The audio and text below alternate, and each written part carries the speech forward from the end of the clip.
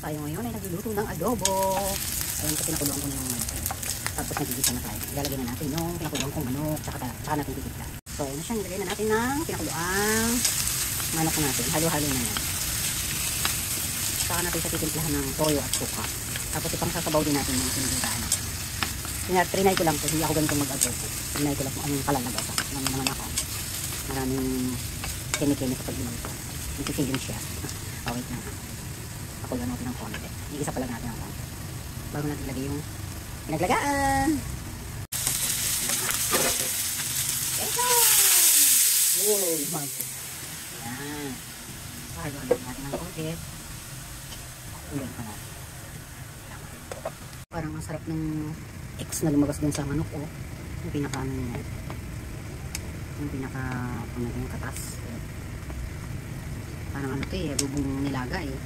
Tutuyuin natin yung timplahan na natin ng toyo at suka.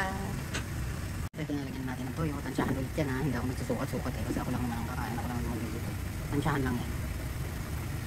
Okay, yun lang. Sabi na natin. Pagkakin, tansyahan natin. Naglagan ulit. Parang sumobra nga eh. Nangitim ka agad siya sa toyo.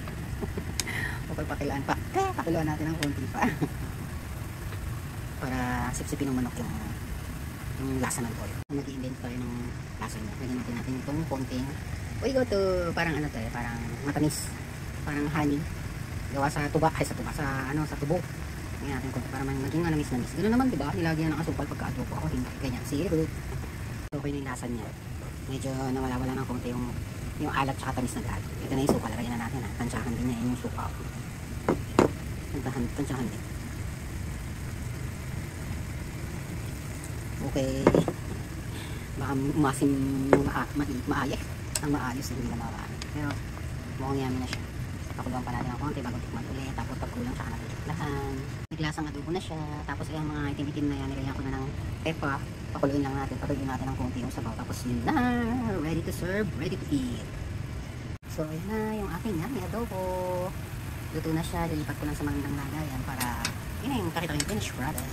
Alam niyo ba kasi, ano yan, 50% yung manok na yan. Kaya binili ko. Tapos hindi ko na ipakita sa inyo. Sayang ba, naisipan ko lang na ginagawa. Inadobo ko naman, kahit marami pang pagkain sa rep, ulam. At least, pwede kong makain, hindi naman masisirag. Pwede makain yan kung kailan gustong kainin, pagkagaling ko sa work, ganun.